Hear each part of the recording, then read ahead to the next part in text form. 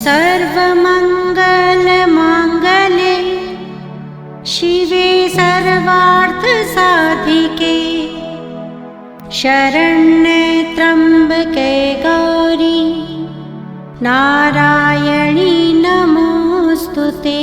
सर्वमङ्गलमाङ्गल्ये शिवे सर्वार्थसाधिके शरण्ये त्र्यम्बके गौरी नारायणी नमोऽस्तुते।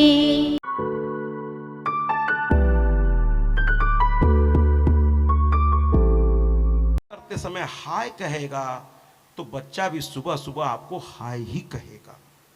और सुबह की शुरुआत अगर हाय हाय से होगी महाराज तो दिन भर कैसा बीतेगा अनुमान लगा लीजिए।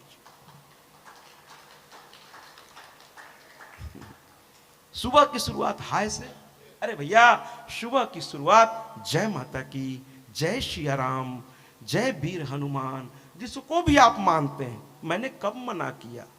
जिसको जो अच्छा लगता है, जिस इष्ट को आप पूजना चाहे पूजिए ना, लेकिन पूजिए ना, पूजिए, पूजना मत छोड़ दीजिए। तो ये मेरा कहने का तात्पर्य है। राजा हरिश्चंद्र ने जाकर के गुरु से वो मिले और कहने लगे कि कोई अच्छी आत्मा का अवधान मेरे अंदर, ऐसा कुछ व्यवस्था हो कि मेरे घर एक सोने जैसा पुत्र पैदा हो। और भैया बड़ी विनम्रता से, बड़े ही संकोच के साथ मैं कहना चाहता हूं कि सोने जैसा पुत्र जो आपके परिवार के सर को गौरव से ऊपर कर देगा, उसके लिए पहली शर्त है, मैं थोड़ा यहां खुल करके बोलूंगा तभी हर आदमी तक मेरी बात पहुंचेगी।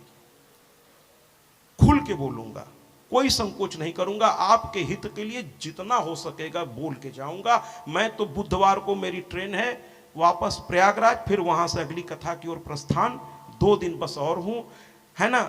तो जितना हो सकेगा मैं करके जाऊंगा अपनी ओर से। मुझे हो सके तो याद रखिए या मत रखिए, भूल जाइए, कोई चिंता नहीं, लेकिन मेरी मैया की कथा और इस कथा में कही हुई मेरी बातों को अगर आप उतार लेंगे और अगर आप सुखी और संपन्न हो जाएंगे तो उसका आपके परिवार का रोआ रोआ मुझे आशीर्वाद देगा और वही मेरा पुण्य लाभ होगा।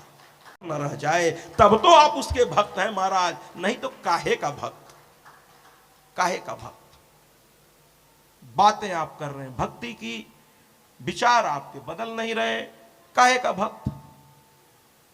तो हनुमान तो ब्रह्मचारी थे महाराज, बाल ब्रह्मचारी, तभी उनके अंदर वो तेज आया, हमेशा दूसरों की भलाई के लिए काम करते थे।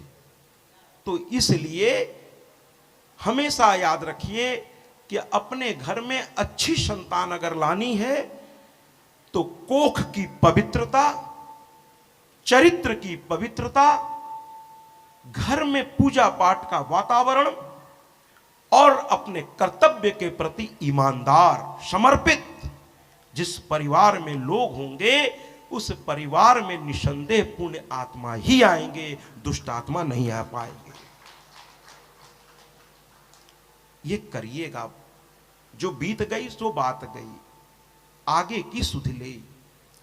जो पीछे गलतियां हुई हैं हो गई, लेकिन अब आगे तो देखें हम। पीछे की गलतियों से केवल रोते रहेंगे तो आगे नहीं संवरेगा।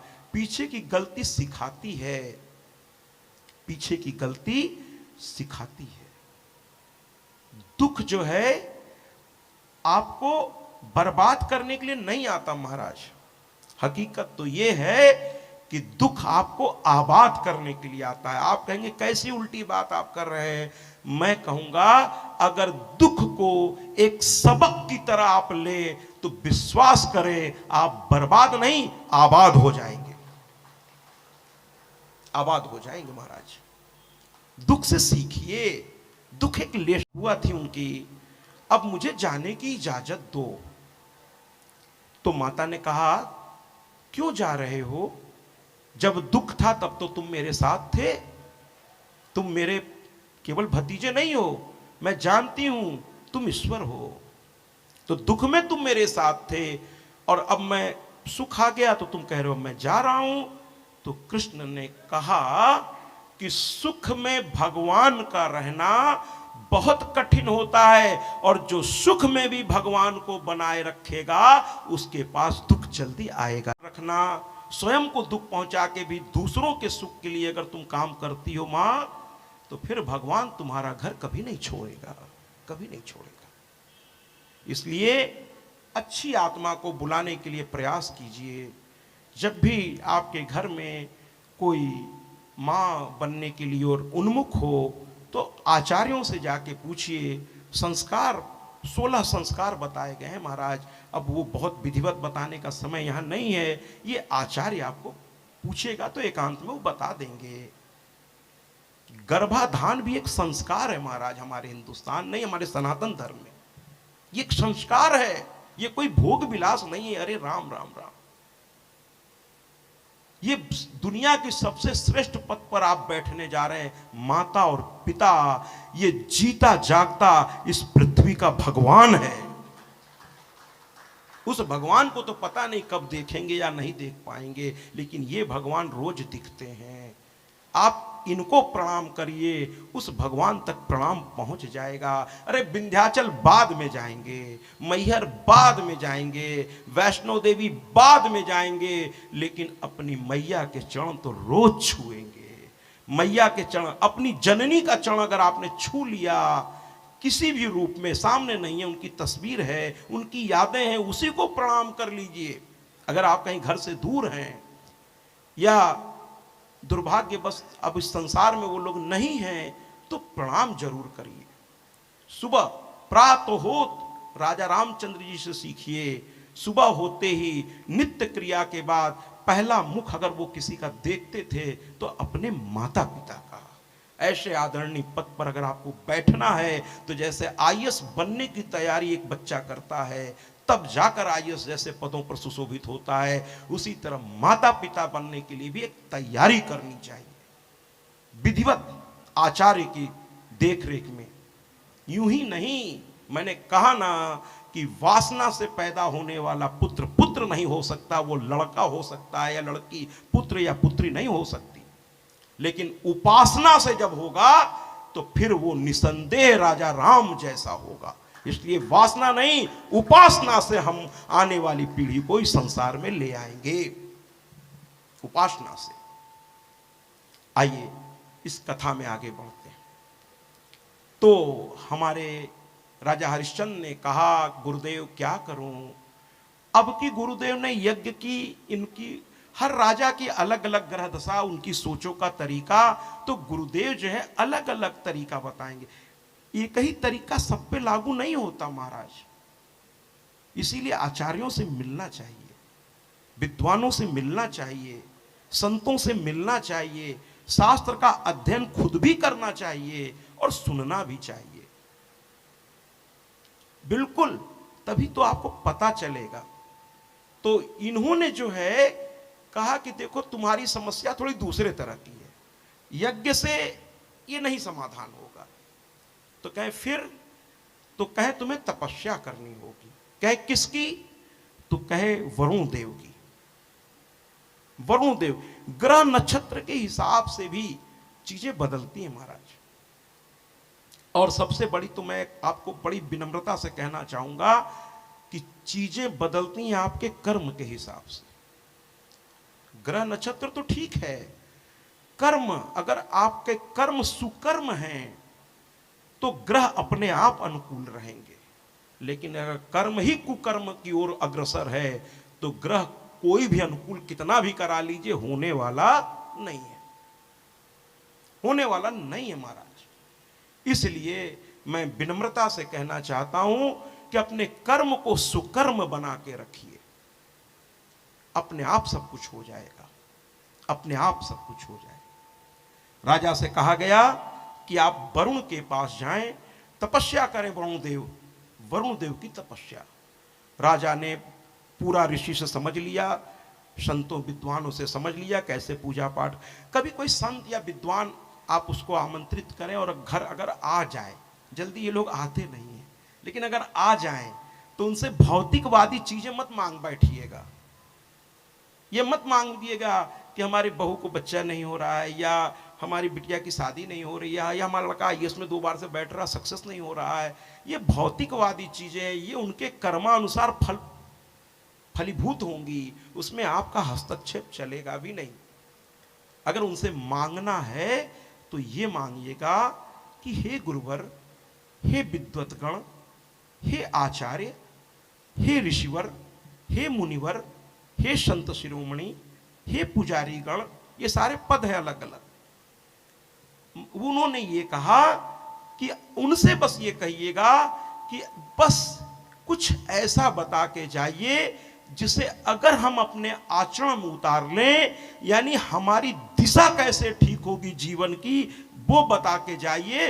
दशा तो अपने आप ठीक हो जाएगी महाराज, उसके लिए कुछ खास करना नहीं पड़ता। तो यहां पर वरुण देव की तपस्या में लीन हो गए। वरुण देव की तपस्या में जब लीन हो गए तो काफी दिनों तक वो इसी तरह तपस्या रत रहे। पहले अन्न छोड़ा, फिर धीरे धीरे फल, मतलब फल फूल जो भी वो लेते थे वो सब उन्होंने धीरे धीरे वो भी छोड़ दिया महाराज। तपस्या बड़ी प्रचंड कुछ लोग करते हैं। फिर पत्ते पे रहने लगे, फिर उसको भी छोड़ दिया, अंत में जल भी छोड़ दिया महाराज। और जब ऐसी प्रचंड तपस्या कर हुई तो वरुण देव प्रकट हो गए। कहने लगे क्या चाहिए पुत्र? तो कहने लगा राजा, मुझे कोई पुत्र की प्राप्ति नहीं हुई महाराज, कोई ऐसा पुत्र जो अयोध्या जैसे राज्य को संभाल सके। यही तो मैं कह रहा था, अयोध्या जैसे राज्य को संभालना आसान नहीं है। कोई ताकतवर व्यक्ति, यानी अंदर से भी बाहर से हर तरीके से चैतन्य व्यक्ति चाहिए। वरुण देव ने कहा पुत्र तुम्हारे भाग्य में है ही नहीं, बड़ी समस्या ये है। तो पुत्र तो होगा, क्योंकि तुमने तपस्या कर ली है और तपस्या का फल तो मिलेगा, लेकिन उसकी बलि तुम्हें चढ़ानी होगी। कहे महाराज ऐसा? कहे हाँ, तुमने हमसे ये कहा कि बिना पुत्र के पैदा हुए नरक की प्राप्ति होती है, इसलिए पुत्र होना चाहिए। और महाराज मैं आपसे कहना चाहता हूं, मैंने कहा ना कि मैं थोड़ा अलग तरह का व्यास हूं, मैं थोड़ा सा अलग बातें करता हूं। मैंने कहा था, बार बार कहूंगा कि मैं शिक्षक रहा हूं और शिक्षक की बहुत सारी जिम्मेदारियां होती हैं। तो जिन लोगों के दिमाग में यह चल रहा है कि पुत्र होगा तभी जीवन की सफलता है, तो बड़ी विनम्रता से 3 बार कहने जा रहा हूं, बड़ी विनम्रता से आप लोगों को हाथ जोड़ते हुए पूछना चाहता हूं। जवाब मत दीजिएगा, लेकिन अपने अंदर पूछिएगा कि कितने लोग यहां ऐसे बैठे हैं जो पुत्र के होने के बाद से बहुत सुखी हैं।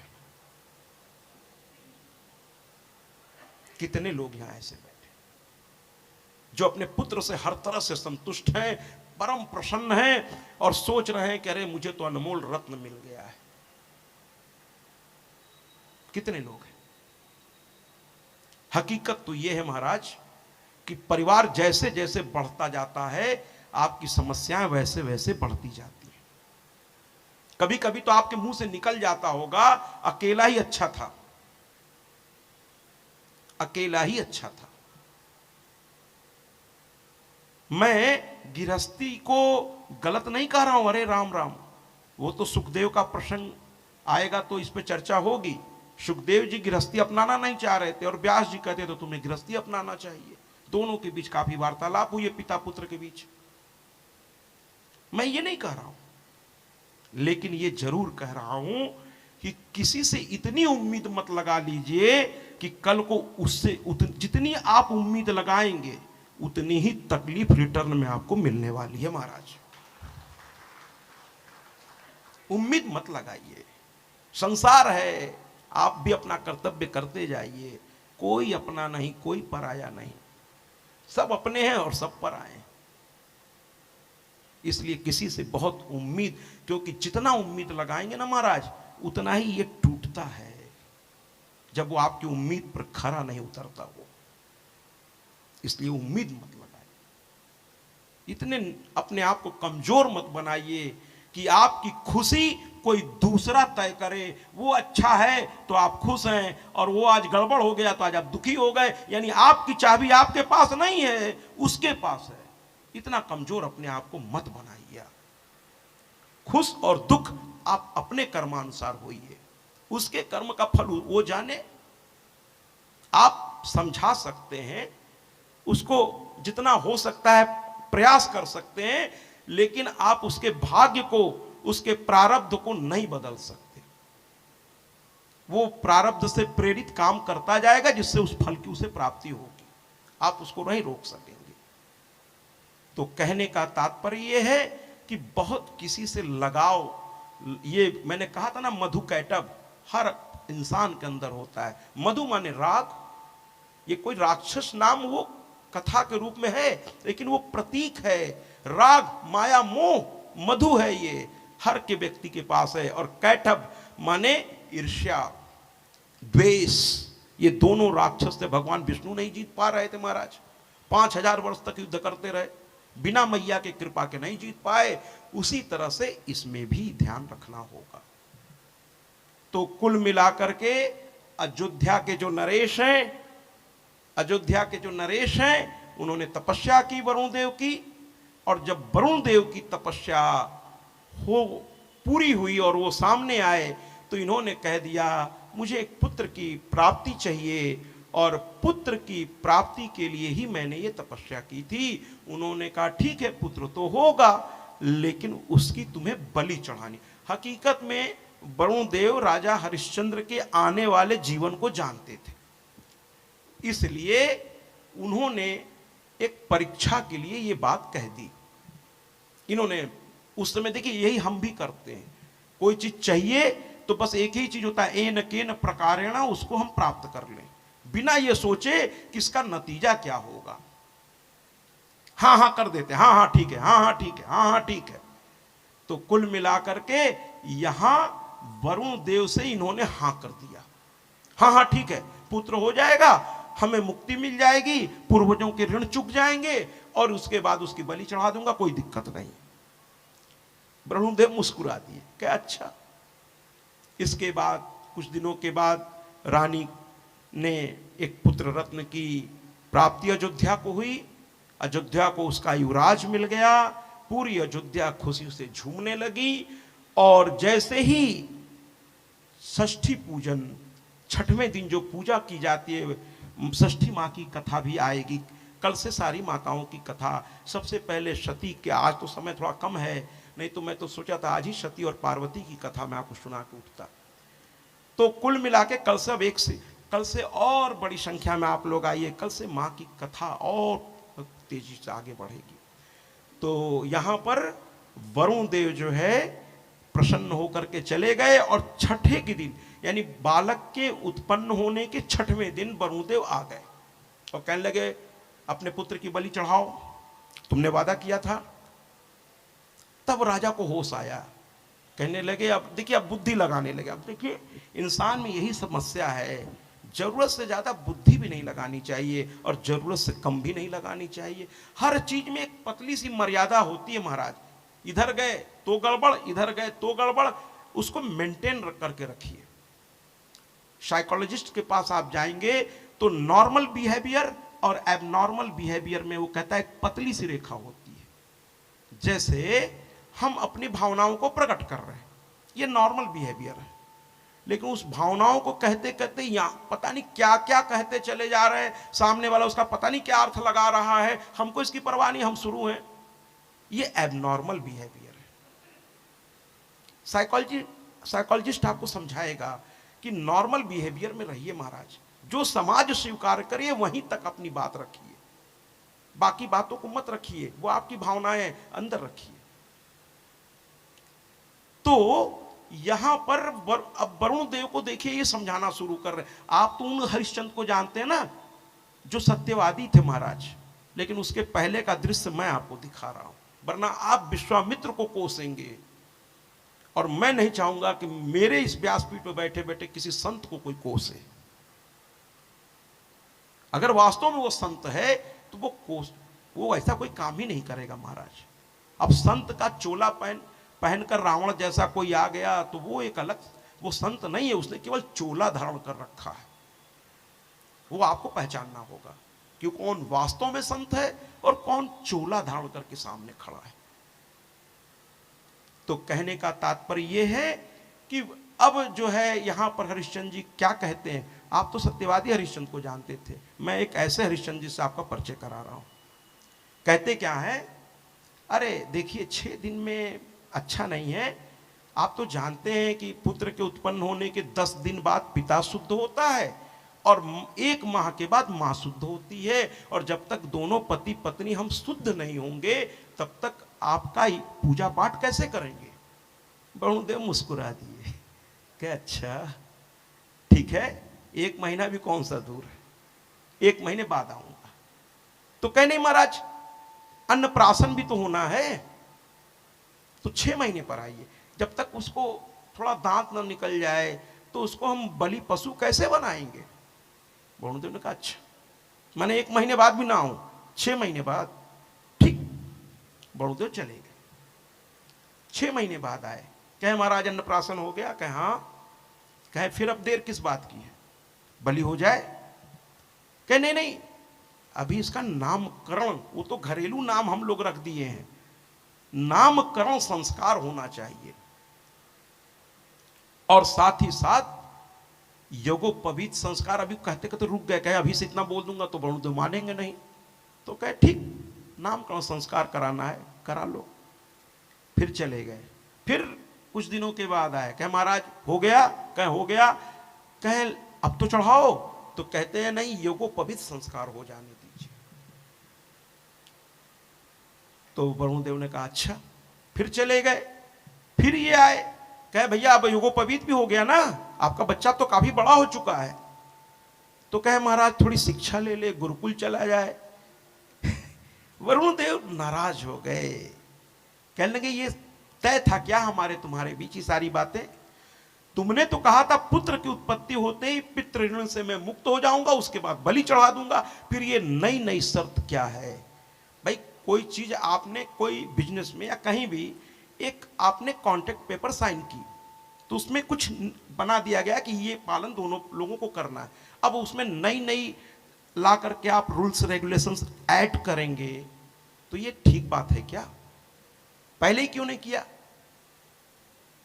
तो कहने का तात्पर्य यह है कि अंत में वरुणदेव जो है नाराज हो गए और कहे आखिरी बार मैं लौट रहा हूं और अगली बार आऊंगा, तुम विद्याध्ययन वाला जो संस्कार है वो भी कर लो, लेकिन ध्यान रखना अगर अगली बार तुमने मुझे इसी तरह टहलाया तो मैं तुम्हें श्राप दे दूंगा। लेकिन राजा अपनी बुद्धि पे प्रसन्न हो, यही तो है, गलत चीज में जब हम सफल होते जाते हैं तो हमारा मन बढ़ता चला जाता है, हमको लगता है अब हमसे चालाक तो कोई है ही नहीं महाराज, और यहीं से गलती शुरू हो जाती है।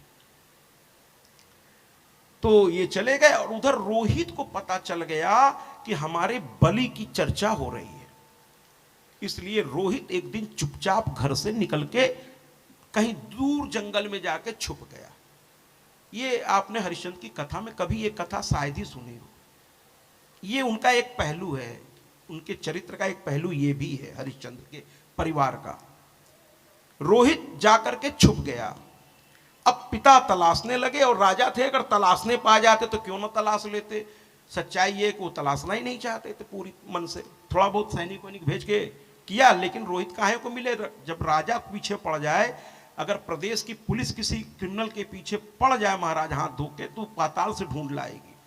ऐसा नहीं कि ढूंढ, उनके पास बहुत सारे तंत्र होते हैं, सब एक्टिव कर देना महाराज, तो बड़े से बड़ा क्रिमिनल भी ज्यादा दिन भाग नहीं पाता। तो कहने का तात्पर्य है कि राजा ने अब ढूंढा, ठीक से नहीं ढूंढा, मैं उसमें नहीं जाना चाहता, रोहित नहीं मिला। अब वरुणदेव आ गए। अब राजा के पास तो अच्छा खासा बहाना था, कहने लगे हमारा पुत्र तो घर छोड़ के ही भाग गया महाराज, अब किसकी बलि चढ़ाएं। वरुणदेव ने कहा अच्छा जाओ, तुम्हें जलोदर रोग हो जाए।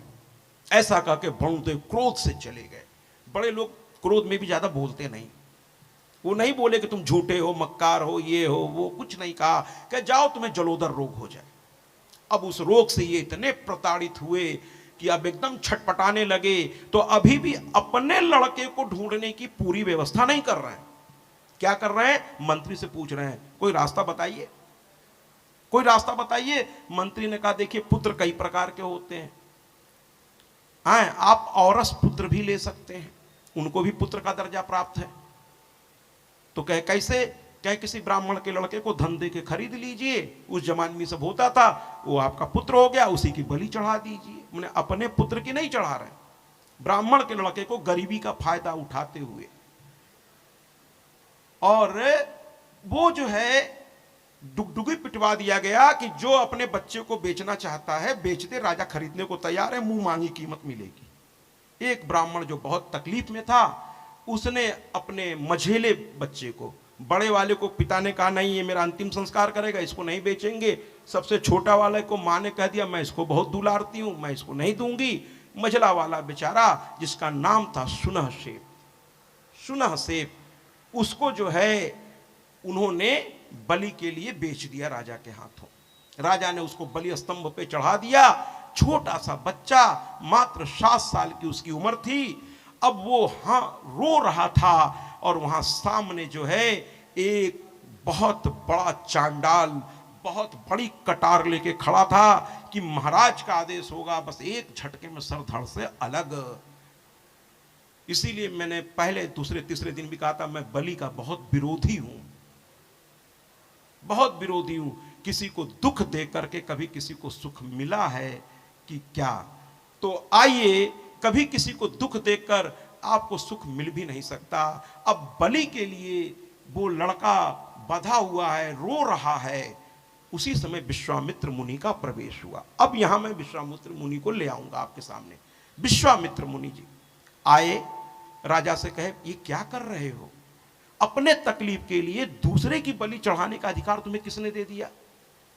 कहने लगा महाराज क्या करूं, है ना, मुझे जो है इस रोग से छुट्टी चाहिए और उनको बलि चाहिए, इसलिए अब ये लड़का मैंने खरीद लिया, बलि दूंगा, अब चाहे जैसे दूं, आप हमारे सामने से हट जाइए।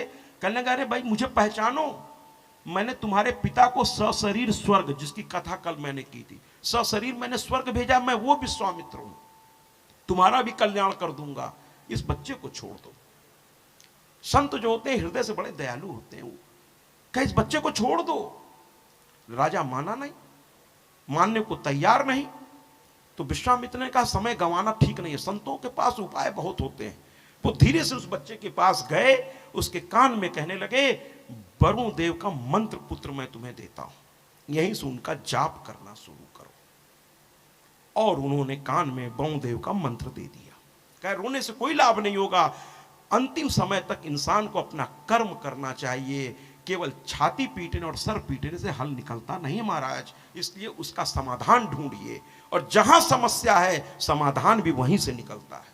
इसलिए समस्या से भागिए नहीं, समस्या का सामना करिए, पूरी बहादुरी के साथ करिए, अपने इष्ट को याद करते हुए करिए, समाधान वहीं से आएगा।